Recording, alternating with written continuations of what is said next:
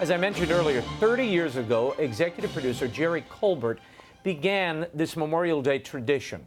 In 2016, I spoke with him about his inspiration for the Capitol concerts and why they were so important to him. Take a look. Jerry, tell me about this year's Memorial Day concert. What do you have on tap, and why does this continue to be such a relevant and important part of America and an important part of our nation? Well, I think that this is the memorial service for the United States, and it's become that over the years.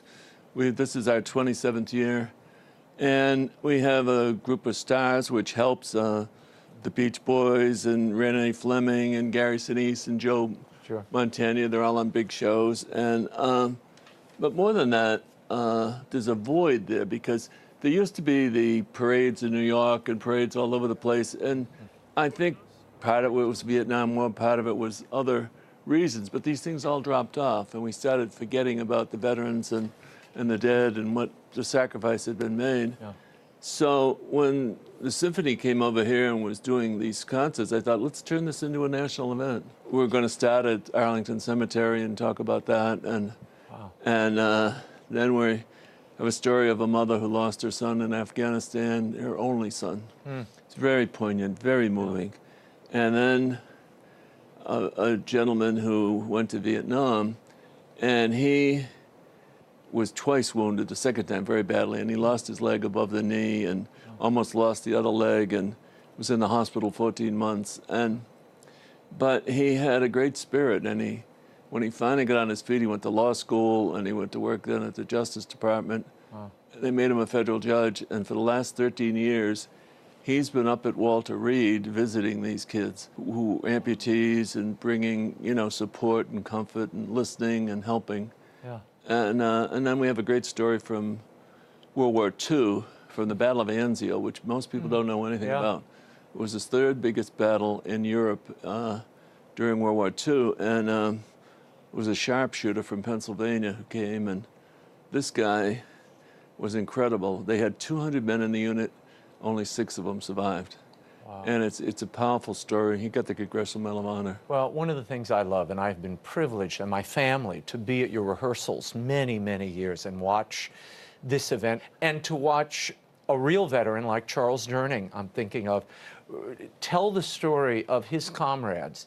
And these are such moving moments. I mean, not only for those who lived through it, but for those of us who are much younger, and even my own children. It is sweeping America up in its own story and remembering the cost of the freedom that we all enjoy every day.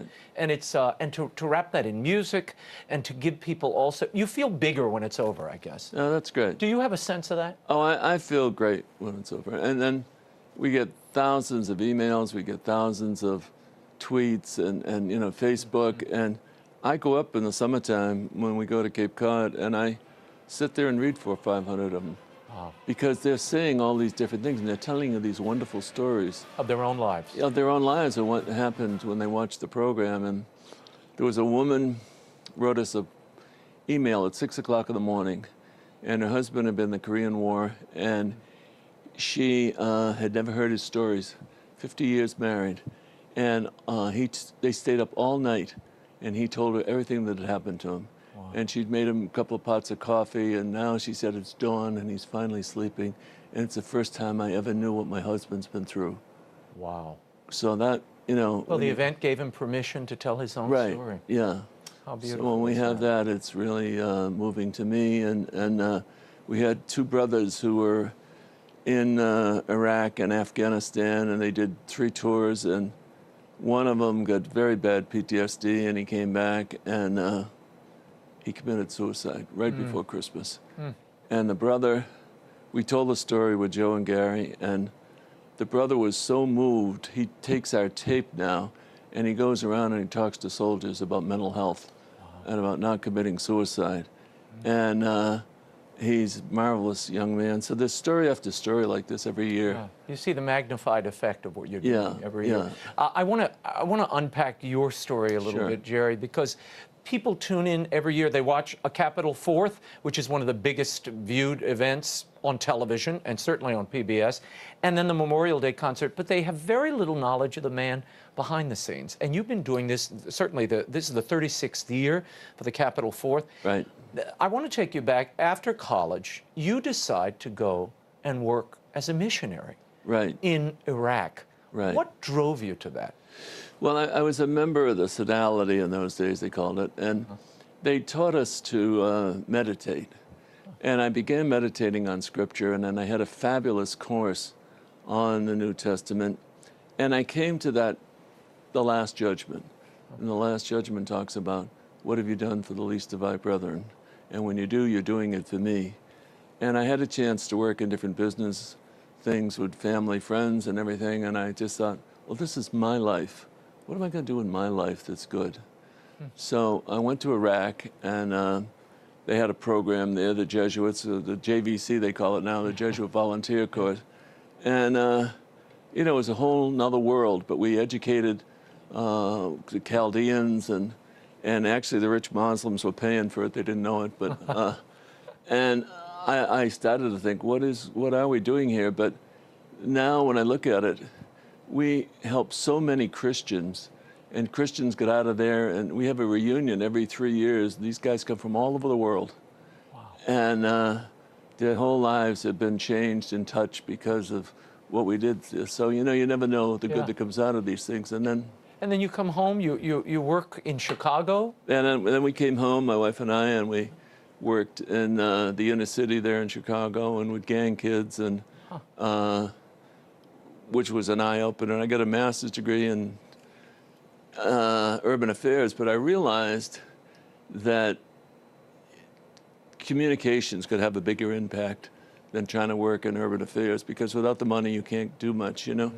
So I went to New York, and I was part of the Center for Communication at Fordham, and Marshall McLuhan, the great media. Great Marshall McLuhan, unbelievable. Right, and being at his feet and all the other things we were doing in media. When did it dawn on you that it would be a good idea to have a national concert, a national event for particularly these two holidays? I know Memorial Day came later, but the Capitol 4th, how did you get involved in that? Well, the minute when the symphony decided to have this program done, they went up to Capitol Hill and they said they needed money to help support the players and keep it going.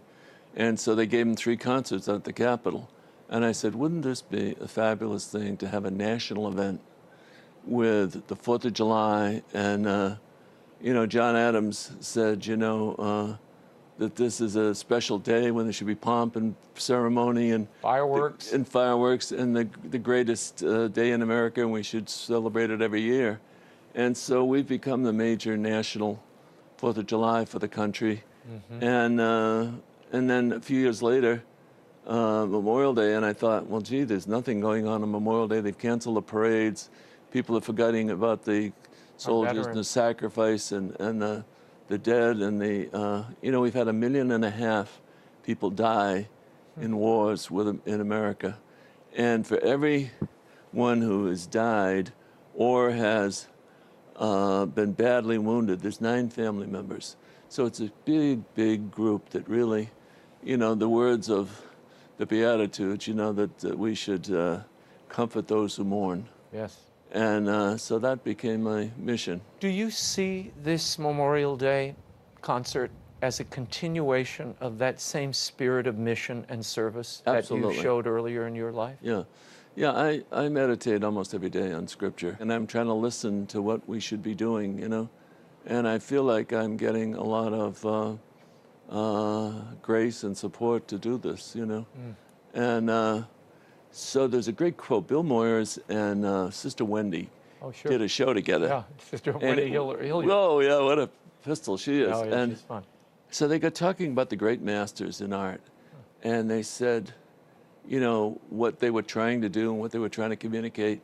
And she said, well, they're really, in the religious side, we're trying to communicate a sense of prayer and a sense of reflection for the people. So that's what I'm trying to do with this program, is to get people to reflect and to remember the sacrifice, to then reach out to some of the people who need their help, and that as a nation we remember and we are grateful. And before we go, as part of this year's National Memorial Day concert, the 75th anniversary of the D-Day invasion at Normandy will be commemorated. Here's a special look at one of the World War II veterans, 98-year-old Ray Lampert, a highly decorated Army medic who will be honored at this year's show.